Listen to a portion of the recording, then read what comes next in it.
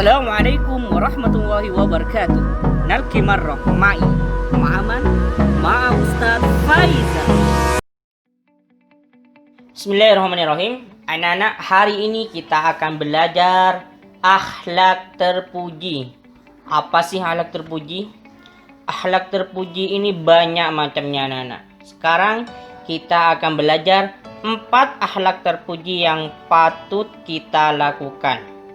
Langsung saja, ayo kita belajar. Jadi begini anak-anak, akhlak terpuji itu adalah akhlak yang baik atau akhlak yang jika kita melakukannya kita bisa mendapatkan pahala. Nah, sekarang kita akan belajar 4 akhlak terpuji yang patut atau harus kita laksanakan dalam kehidupan sehari-hari. Yang pertama, taat kepada Allah. Yang kedua, taat kepada Rasulullah. Yang ketiga, taat kepada orang tua. Dan yang terakhir, taat kepada guru. Jadi 4 akhlak terpuji ini akan kita pelajari hari ini.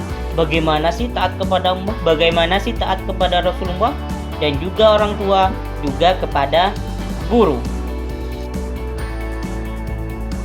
Yang pertama itu taat kepada Allah. Taat itu apa? Taat ini patuh. Kenapa kita harus taat kepada Allah?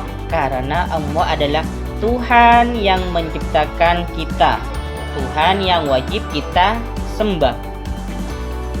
Sekarang, bagaimana caranya taat kepada Allah? Banyak caranya kita taat kepada Allah. Di antaranya melaksanakan semua perintahnya dan menjauhi semua larangannya. Perintah Allah itu apa sih? Perintah Allah itu banyak, sholat, puasa, zakat. Kita itu taatnya bagaimana? Kita sholatnya rajin, puasanya tidak bolong-bolong. Kalau sudah waktunya zakat, kita harus melaksanakan zakat. Ini yang dinamakan melaksanakan semua perintah Allah. Yang kedua, menjauhi semua larangannya. Apa larangan-larangan yang harus kita jauhi? Di antaranya tidak boleh berbohong, tidak boleh durhaka kepada orang tua. Ini apa? Ini semua larangan-larangan Allah. Tidak boleh meninggalkan sholat. Intinya, semua perbuatan yang bisa menghasilkan dosa itu harus kita jauhi. Ini yang dimaksud dengan menjauhi semua larangan Allah. Yang kedua, taat kepada Rasulullah. Rasulullah itu siapa? Rasulullah ini adalah utusan Allah, atau kita lebih mengenal dengan Nabi Muhammad Sallallahu Alaihi Wasallam. Nah, sekarang bagaimana cara taat kepada Rasulullah? Yang pertama, anak-anak, kita bisa taat kepada Rasulullah dengan cara meyakini, mengikuti, serta mengamalkan semua ajaran yang dibawa Rasulullah. Jadi kita harus yakin, kemudian ikut, kemudian diamalkan. Kenapa kita harus yakin semua ajaran yang dibawa Rasulullah? Karena semuanya itu adalah perintah Allah. Jadi kita harus meyakini, mengikuti, serta mengamalkan. Kemudian kita bisa juga meneladani kehidupan Rasulullah, bisa juga mencintai dan menghidupkan sunnah Rasulullah. Maksudnya bagaimana? Di dalam hadis-hadis itu sudah banyak dijelaskan anak-anak, bagaimana kehidupan Rasulullah, bagaimana cara Rasulullah makan, bagaimana cara Rasulullah sholat. Lah, kita bagaimana selaku umatnya? Kita bisa mencontoh kehidupan Rasulullah. Lah, ini merupakan salah satu cara taat kepada Rasulullah. Yang ketiga, taat kepada orang tua. Orang tua itu orang yang sudah banyak berjasa kepada kita. Bagaimana perjuangan ibu mengandung kemudian melahirkan, bagaimana perjuangan bapak kita yang menafkahi kita, memberi rezeki kepada kita. Jadi jasanya tidak dapat dihitung. cara taat kepada orang tua itu bagaimana? Banyak caranya anak-anak. Yang pertama, rajin berdoa untuk keselamatan orang tua. Biasanya itu kita berdoanya setelah sholat. Rabbighfirli wa liwalidayya warhamhuma kama rabbayani shaghira.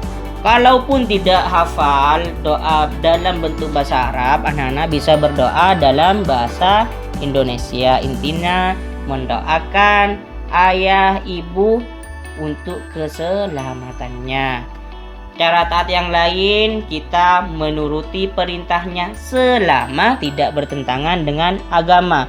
Jadi semua yang diperintahkan orang tua itu kita turuti anak-anak. Selama tidak bertentangan dengan agama. Orang tua nyuruh sholat, ya ikutin. Orang tua nyuruh tidur, diikuti. Intinya selama yang baik-baik harus kalian ikuti. Ada cara yang lain lagi, tidak melakukan perbuatan yang dilarang orang tua. Jadi perbuatan yang dilarang orang tua tidak boleh dikerjakan. Contohnya main terlalu lama, malas belajar. Nah, itu merupakan perbuatan-perbuatan yang jelek. Seharusnya kalian tidak boleh dilakukan. Cara yang lain lagi, berbicara yang sopan kepada orang tua. Jadi kalau bicara dengan orang tua, bicara dengan ayah, ibu, tidak boleh bentak-bentak, tidak boleh dengan suara yang tinggi. Caranya bagaimana, Ustadz? Caranya dengan suara yang lembut, pelan, intinya yang sopan. Ini merupakan salah satu cara taat kepada orang tua. Yang terakhir, taat kepada guru. Guru itu siapa sih guru ini? Guru itu anak-anak orang tua kedua kalian di sekolah. Jadi kalau orang tua yang pertama itu ada di rumah, kalau orang tua yang kedua ada di sekolah, namanya guru atau ustadz, ustadzah. Ingat, ustadz, ustadzah itu adalah orang tua kalian tapi yang berada di sekolah. Sekarang bagaimana cara taat kepada guru? Banyak caranya.